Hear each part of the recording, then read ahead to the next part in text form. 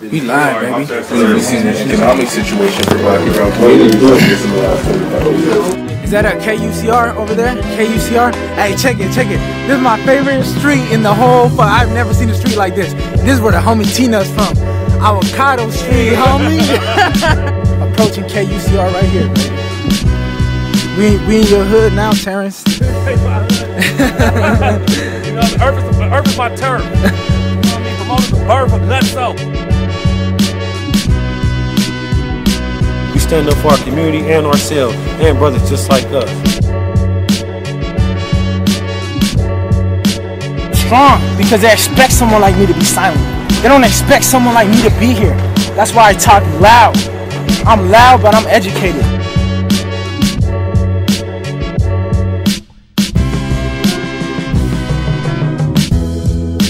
Talking foolishly about lives, never really knowing the reason why.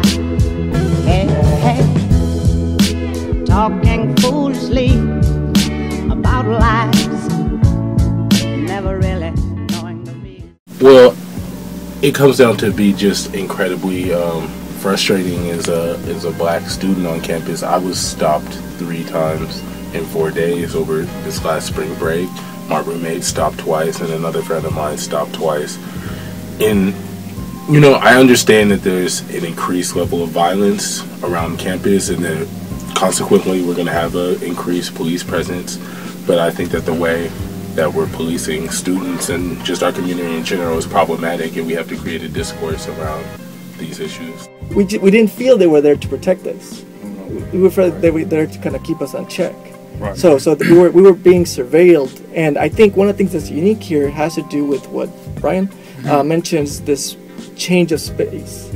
Like, we are, not that we accept it wholly, but we learn to understand its place. So we understand that outside the university, when they see my body as a brown male, I get racialized in ways that come with this whole package of stigma and expectations. So, okay, maybe he's a criminal, maybe he's up to no good. But while I'm on campus, my expectation is that should be removed a little bit. Because, like you stated, we're here in a kind of like a special place, because we bought into the myth that the university system is a special place. When you get to seeing police doing reckless activity, like if I'm working with walking with another person of my ethnicity, or who don't look too young, or just somebody who look really college prep, like you know, if one of these robberies are going down, you become the subject of humiliation and harassment by the police, as if, you know, I'm walking by a gang member every time I see a police car drive by. It's like I get this hyper sense of sensitivity and awareness every time I see a police car now. It's like it brings me back to feeling like I'm right back home in the streets of Los Angeles. It's like every time you see, you know, a police officer while you driving, you got to take your hat off. It's just like different things like that, to where you have to be aware of the police. Like, look straight, don't look over your shoulder. Just like you have this hyper sense of awareness and sensitivity to the whole police, and it just takes you back to, what have I achieved? Did I come here to get harassed by the police, or did I come here to get an education? Because when police activity and excessive force and just like dramatic incidents happen while I'm walking down Canyon Crest, it just takes me back to feeling like I'm back on the streets of Avalon, Rosecrans. You know what I mean? It's like, it's ridiculous, and I feel like I demand more respect than that, because I'm in this institution with all these high-ranking people and high-ranking administrators and doctors and, you know, lawyers and things of that nature. So it's like, if it had happened to me here, it's like wherever I go, the police is going to be attached to my body. You know, we're fighting a lot to make our little niche here, but that fight is countered. And one of the things that I was thinking about is that racial profiling program that we see today. What if we put in that context that it is an expected response by an institution that does continue to see a Black and brown body as an other, a foreigner? You're not really of us here yet.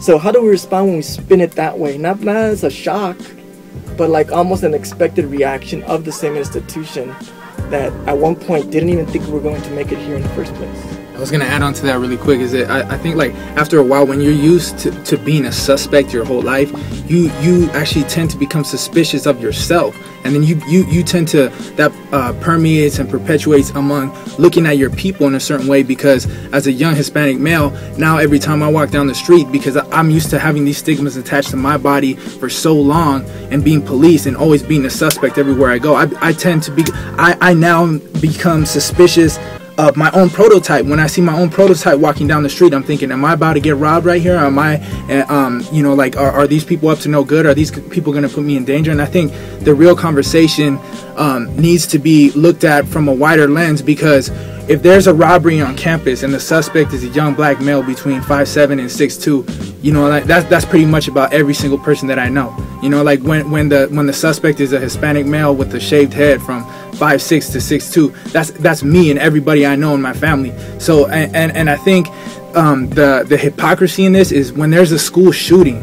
And like one of the most recent school shootings was a tragic event that happened on the East Coast with the Sandy Hook shooting.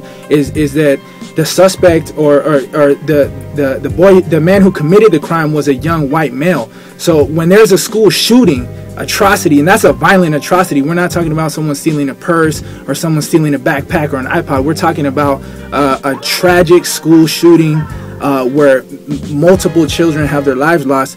Why is there not a widespread panic of policing and searching the prototype of a young white male? The policy that was set in my neighborhood is if you're walking down the street with 3 other Mexicans, you're in a gang. You know, so you can be suspect to being arrested and cited as a gang member. So here at UC Riverside, one of the things that I like to do, one of the things that I'm involved in a lot of social justice organizations and movements. I work with gang impacted youth. That's my specialty. UCR encourages us to give back to the community. So one of the things that I do is I work in the east side, the surrounding east side community. Little did I know until about 2 months working here that there's a gang injunction in the east side Riverside community. So a lot of times I'm driving these youth from Riverside home after a meeting, or we bring them on campus, we have an activity, I'm driving them home.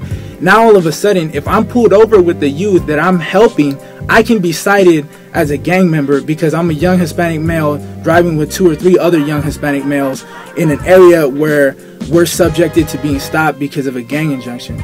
Really just focusing in on one, you know what I mean? The whole thing is just like, it's crime going on university right now. It's called prostitution, and it's a whole lot of females that fit the description of a prostitute running around the campus right now, but they're not being racially profiled. You know what I mean? There's a whole lot of people committing fraud around here right now. You know what I mean? I bet you it's more people getting attacked by fraud than it is getting attacked on Linden. You know what I mean? But there's no suspects of what they look like on what you call it. They're targeting a certain population. You know what I mean? And it's like the whole thing about it, it becomes, like you were saying before, a moral panic. You know what I mean? Because once you cause a moral panic, then you can justify the ill treatment to these people. You know what I mean? And like them by promoting these emails out there repeatedly, it shows like it gets everybody else on their side. So then when the misjustice is coming, they just will automatically suspect that these is one of the robbers. And then it's like also really concerning because like we said, we come from a community that's heavily policing. We're like we are the more of the prison industrial complex. We're the targets of it. You know what I mean? So it's like when we become the targets of the prison industrial complex, and it's like 1 out of 3 person or 1 out of 7 black or brown bodies has been already incarcerated, and then we're getting to the point where we're trying to succeed and be the leaders of our community, and we're still being put into this thing. It becomes an issue. You know what I mean? It's bigger than what everybody else is saying, and like people throwing it off on robberies and other things, just a scapegoat to justify all the ill treatment that I was talking about before.